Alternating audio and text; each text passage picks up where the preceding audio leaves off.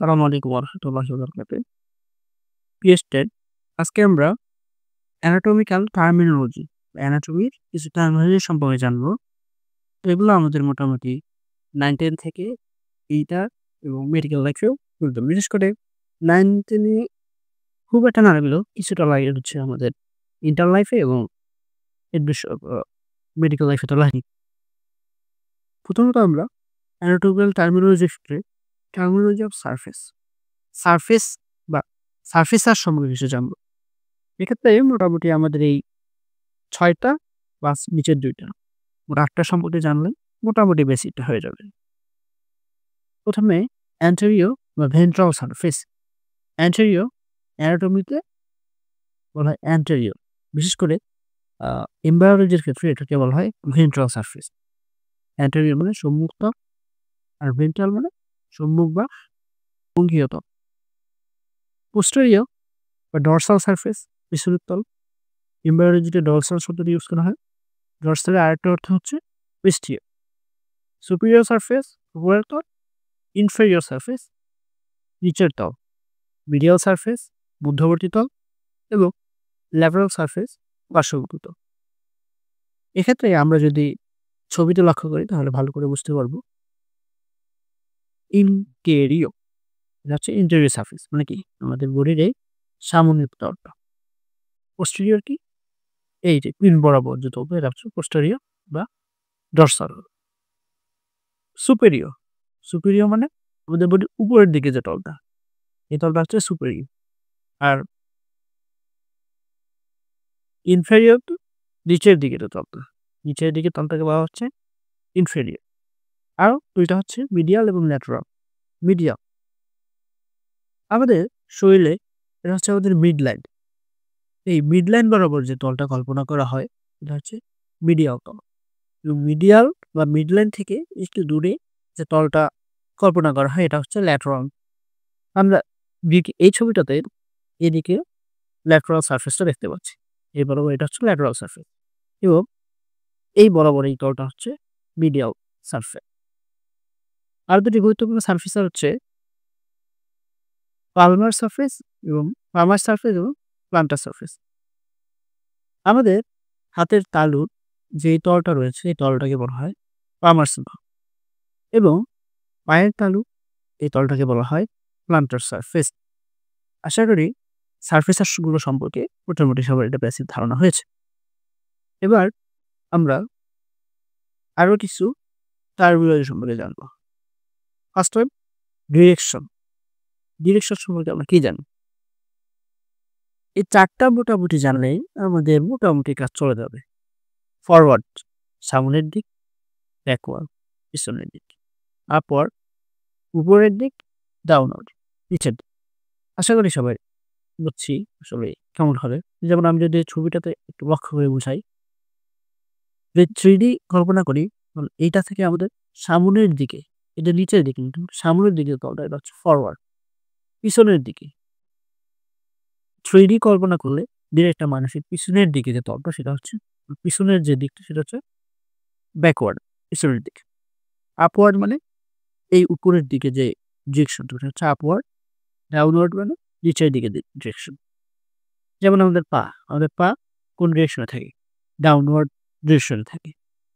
এখন আরো বেশি গুরুত্বপূর্ণ অ্যানাটমিক্যাল পজিশন। যতগুলো জানলাম এগুলোর ভিতরে যদি এগুলো 80% গুরুত্বপূর্ণ হয় তাহলে আমাদের অ্যানাটমিক্যাল পজিশনটা মোটামুটি 90% ইম্পর্টেন্ট একটা বিষয়। এটা তো কয়েকটি বিষয় আমাদের মনে রাখতে হবে। অ্যানাটমিক্যাল পজিশনে ফার্স্ট যে সেন্টেন্সটা আমাদের মনে রাখতে সেটা হচ্ছে স্ট্যান্ডিং ইরেক্ট অর স্ট্রেইট মানে সোজা হয়ে দাঁড়ানো। একটা মানুষকে অ্যানাটমিক্যাল যে পজিশনটা সেটা যদি বর্ণনা করতে যাই প্রথমে থাকে কি হবে? তাকে আঁকা-বাঁকা বা একটু বাঁকা হয়ে দাঁড়ালেও হবে না। কিরকম দাঁড়াতে হবে? একদম স্ট্রেট সোজা হয়ে দাঁড়াতে হবে। First short. সেকেন্ডটা হচ্ছে আইস লুকিং ফরওয়ার্ড অর্থাৎ চোখ ২ টা ডিরেক্ট সামনের দিকে দেখতে হবে। অর্থাৎ 3D কল্পনা করলে একটা মানুষ যদি এদিকে দাঁড়ানো থাকে তাহলে ডিরেক্ট এই বরাবর তাকে তাকাতে হবে। অর্থাৎ আইস লুকিং ফরওয়ার্ড চোখ সামনের দিকে থাকবে।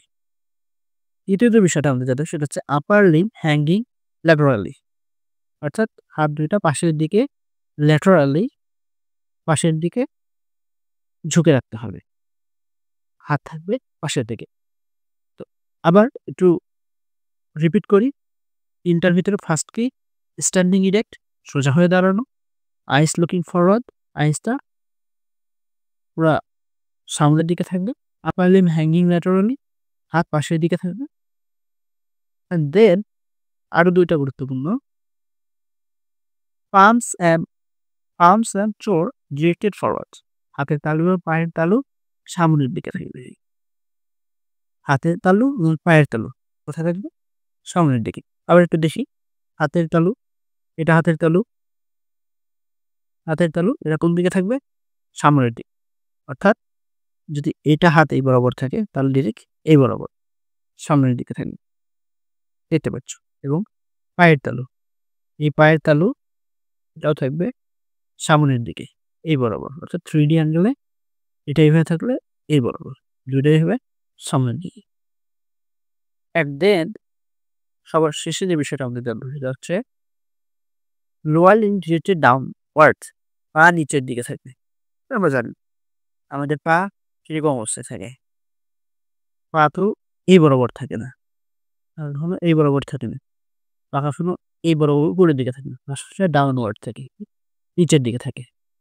তো প্রিয় বন্ধুরা, আজকে আমরা মোটামুটি অ্যানাটমিক্যাল পজিশন নিয়ে বা অ্যানাটমি টার্মিনোলজির কিছু গুরুত্বপূর্ণ বিষয় জানি নিলাম। টার্মিনোলজি অফ সারফেসার যেগুলো সেগুলোর ভিতরে গুরুত্বপূর্ণ অ্যান্টেরিয়র ভেন্ট্রাম, সম্মুখতল, পোস্টেরিয়র ডরসাল, পিছনের তল, সুপেরিয়র, উপরের তল, ইনফেরিয়র, নিচের তল, মিডিয়াল সারফেস, মধ্যবর্তী তল, ল্যাটারাল সারফেস, পার্শ্ববর্তী তল। এই ছবিতে আমরা সবগুলা লিখে দিচ্ছি অলরেডি। দেন পামার সারফেস, হাতের তালু এটা, প্লান্টার সারফেস, পায়ের তালু এটা।